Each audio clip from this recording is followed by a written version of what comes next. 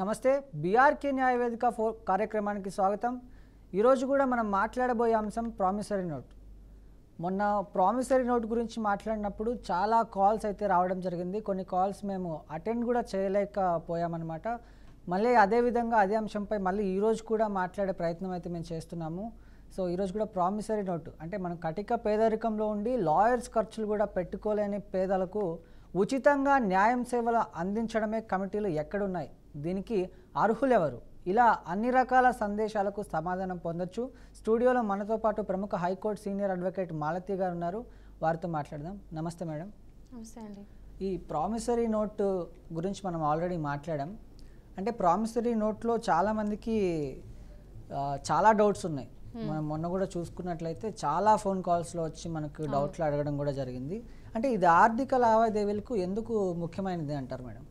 ఇప్పుడు ఎవరైనా లోన్ తీసుకోవాలనుకుంటే ఏంటంటే సెక్యూరిటీ పెట్టాలి. అంటే ఏదో ఒక సెక్యూరిటీ పెడితేనే కదా మనం లోన్ మళ్ళీ తిరిగి తీసుకోవడానికి. సో దానికి ప్రామిసరీ నోటు పెట్టచ్చు, లేకపోతే చెక్ కూడా పెట్టచ్చు. ఏ విధంగా అయినా సరే ఒక సెక్యూరిటీ కావాలి. ఇప్పుడు కొంతమంది ఏం చేస్తారు, ఎవరి దగ్గర లోన్ తీసుకున్నారనుకోండి, వాళ్ళ దగ్గర గోల్డ్ అనేది పెడతారు. ఓకే, తిరిగి మళ్ళీ డబ్బులు తీసుకున్నప్పుడు వాళ్ళ గోల్డ్ వాళ్ళు తీసేసుకుంటారు. అంటే ఏదో ఒక సెక్యూరిటీ అనేది పెట్టాలి. అంటే తిరిగి ఇచ్చిన డబ్బులు తిరిగి రావాలంటే ఏదో ఒకటి ఉండాలి కదా సెక్యూరిటీ లాగా. దానికి ప్రామిసరీ నోటు లేకపోతే చెక్స్ ఇలాంటివి పెడతారనమాట. సో ఎనీ ఫైనాన్షియల్ ట్రాన్సాక్షన్కి కంపల్సరీ ప్రామిసరీ నోట్ పెట్టుకుంటే ఏంటంటే ఎక్స్ట్రా సేఫ్టీ సెక్యూరిటీ. అంటే ఇప్పుడు తెలియని వాళ్ళకి కాదు, ఈవెన్ రిలేటివ్స్లో ఫ్రెండ్స్లో కూడా ఒక ప్రామిసరీ నోట్ రాపించుకుంటే ఏంటంటే ఈజీగా ఉంటుంది.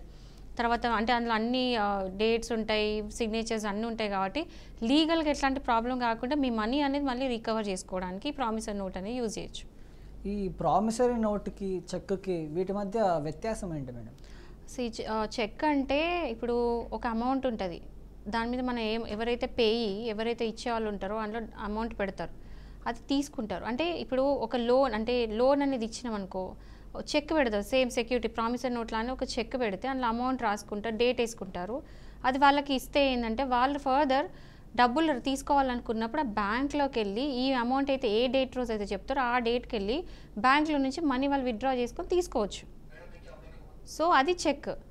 అండ్ ఇప్పుడు ఈ ప్రామిసరీ నోట్ ఎట్లుంటుందంటే దీని డిఫరెన్స్ ఏంటంటే ప్రామిసరీ నోట్ ద్వారా రేపు మనం ఇచ్చిన డబ్బులు మళ్ళీ తిరిగి వాపస్ తీసుకోవచ్చు. ఒక పలానా డేట్ రోజు ఇచ్చినప్పుడు ఇదేంటంటే బ్యాంక్ అనేది పే చేస్తుంది, ఇది మనం ఇస్తాం. అంటే ఎవరైతే తీసుకున్నారో వాళ్ళు తిరిగి ఇస్తారనమాట ఇచ్చిన వాళ్ళకి. బట్ ఇక్కడ ఏంటంటే బ్యాంక్ ఇస్తుంది, ఎవరైతే మనీ తీసుకున్నారో బ్యాంక్ పే చేస్తుంది. ఏ డేట్ రోజు అయితే చెప్తారో ఆ డేట్ రోజు వాళ్ళు మనీ విత్డ్రా చేసుకొని తీసుకోవచ్చు లోన్కి ఏదైతే తీసుకున్నారో అది. అంటే భారతదేశంలో ఈ ప్రామిసరీ నోట్లకు ఎలా ఉపయోగిస్తారు, కొన్ని వాస్తవ సంఘటన ఏమైనా మీకు తెలిసినవి చెప్పండి మేడం.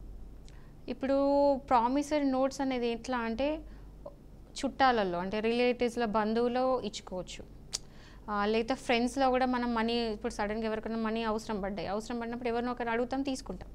సో వాళ్ళకి ఏంటంటే మధ్యలో ప్రామిసరీ నోట్ అనేది ఒకటి పెడతాం, ఒక సెక్యూరిటీ లాగా. చెక్ ప్రామిసరీ నోట్ ఏదో ఒకటి పెడతాం. ఇది పర్సనల్ లోన్స్కి. అంటే ఒకవేళ పర్సనల్ లోన్ ఒక రిలేషన్షిప్లో తీసుకున్నది అన్నప్పుడు పర్సనల్ లోన్ అవుతుంది. లేదు అంటే ఇప్పుడు బ్యాంక్కి వెళ్ళి లోన్స్ తీసుకున్నారనుకోండి, అది బ్యాంక్ లోన్స్ అవుతాయి. అందులో కూడా ప్రామిసరీ నోట్స్ పెడతాం. ఎవరైతే మనీ లోన్ తీసుకుంటారో బ్యాంక్ నుండి వాళ్ళు ఒక ప్రామిసరీ నోట్ మీద సంతకం పెట్టి బ్యాంక్ వాళ్ళకి ఇస్తారు, సెక్యూరిటీ లాగా ఇస్తారు. సో అది ప్రామిసరీ నోట్ అనేది బ్యాంక్కి మనం ఇచ్చే సెక్యూరిటీ. ఇట్లా పర్సనల్ లోన్స్, బ్యాంక్ లోన్స్, అట్లా ప్రతిదానికి ఏదైనా సరే ఎడ్యుకేషన్ లోన్స్ అన్నిటికీ కూడా ఈ ప్రామిసరీ నోట్స్ అనేది ఏంటంటే ఒక సెక్యూరిటీ లాగా.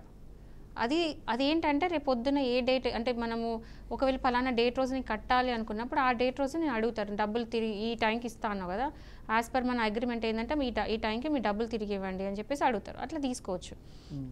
ఒకవేళ 3 years దాటిందంటే మాత్రం ఆ ప్రామిసరీ నోట్ అయితే పనికిరాదు, దేనికి పనికి రాకుండా పోతుంది.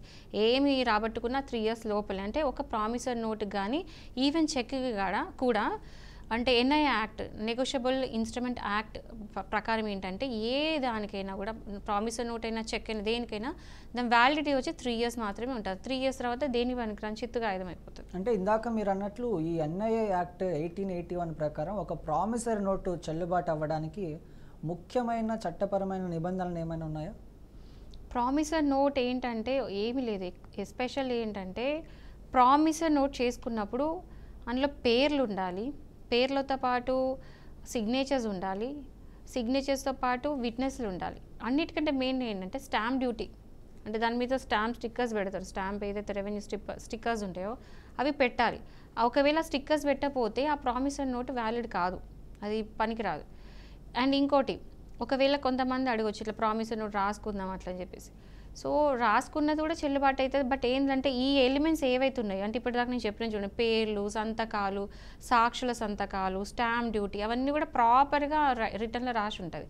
బట్ ఏంటంటే రిటర్న్ ఎక్కువ శాతం కోర్టు యాక్సెప్ట్ చేయదు. ఎందుకంటే అందులో ఎవిడెన్స్ ప్రాపర్గా ఉండదు, అది వెరిఫికేషన్ అది జెన్యునా కాదని చూడడానికి కష్టమవుతుంది. దానికోసం ఏంటంటే ప్రింటెడ్గా తీసుకోవడం, లేదా ఒక అడ్వకేట్ని కలిసి promissory note me terms and conditions బట్టి మీకు ఏవైతే కండిషన్స్ ఉన్నాయో, మీ డేట్లు ఏ రోజైతే డబ్బులు తిరిగి ఇస్తా అన్నారో ఆ డేట్స్ అంతా స్పెసిఫై చేసుకొని ఒక అడ్వకేట్తో చేయించుకుంటే ఇంకా బెటర్ అనమాట. అంటే కొన్ని సందర్భాల్లో ఎలా ఉంటుందంటే చదువు రాని వాళ్ళు, అంటే ఎవరైతే చదువుకొని వాళ్ళు ఉంటారో వాళ్ళ దగ్గర వేలిముద్ర పెట్టుకొని తీసుకునే సందర్భాలు కూడా ఉంటాయి. అంటే ఈ వీళ్ళ వేలిముద్ర కాకుండా కొంతమంది ఏంటంటే వేరే వాళ్ళ వేలిముద్రలు ఉపయోగించి మీరు మా దగ్గర అప్పు తీసుకున్నారని ఏదైతే ప్రామిసరీ నోట్ ఉంటుందో దాన్ని తారుమారు చేసే ప్రయత్నం కూడా చేస్తూ ఉంటారు. సో ఇలాంటి సందర్భాల్లో మనం ఏ విధంగా చర్య తీసుకోవచ్చు మేడం?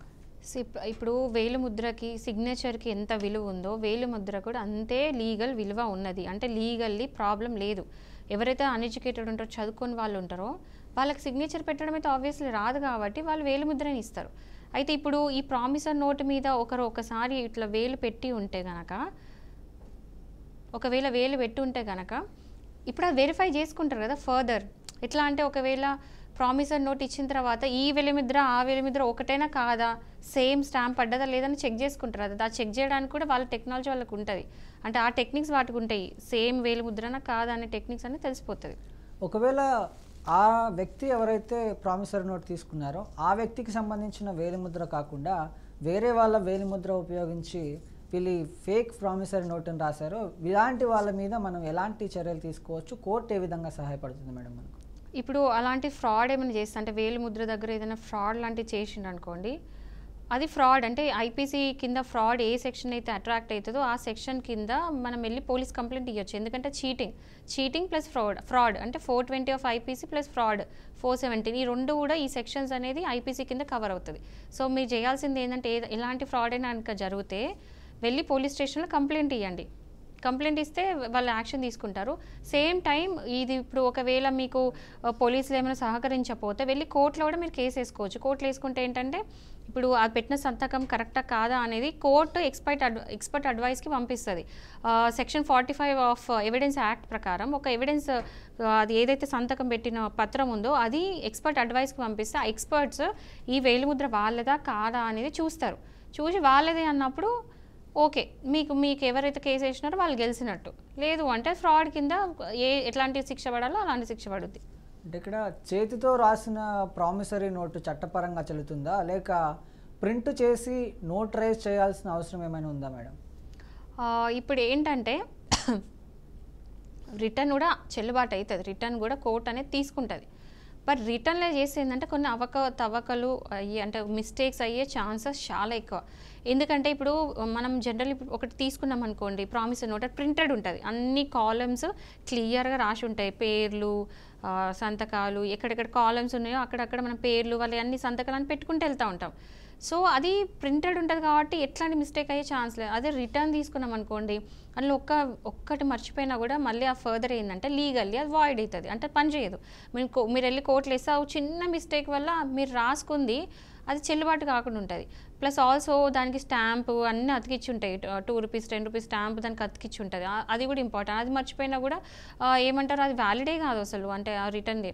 సో నేనేం సజెస్ట్ చేస్తా అంటే ఖచ్చితంగా ప్రామిసరీ నోట్ రాసుకున్నది కూడా చెల్లదు అనట్లేదు, బట్ అది కరెక్ట్ జెన్యన్ అది సరైన ఎవిడెన్స్ అని ప్రూవ్ చేయడానికి మీకు మిగతా వాళ్ళకంటే మీకు ఎక్కువ టైం పట్టవచ్చు.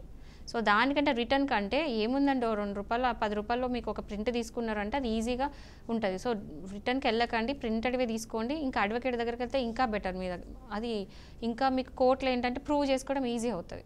ఓకే, ఒక ప్రామిసరీ నోటు సరైన విధంగా స్టాంప్ చేయకపోతే ఏమవుతుంది? ఒకవేళ ఇది కోర్టులో అమలు చేయొచ్చా?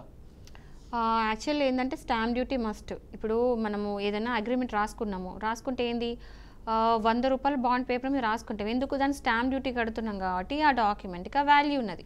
సో ప్రామిసరీ నోట్ కూడా ఒక వాల్యూ, లీగల్లీ వాల్యూ రావాలంటే దానికి కూడా మనం స్టాంప్ డ్యూటీ కట్టాలి. అంటే ఇప్పుడు గవర్నమెంట్ అనేది ఈ పత్రంని రికగ్నైజ్ చేస్తుంది, గుర్తిస్తుంది, ఈ ఫలానా ఈ డాక్యుమెంట్ గవర్నమెంట్ రికగ్నిషన్లోకి వచ్చింది అని చెప్పడానికి ఏంటంటే స్టాంప్ డ్యూటీ.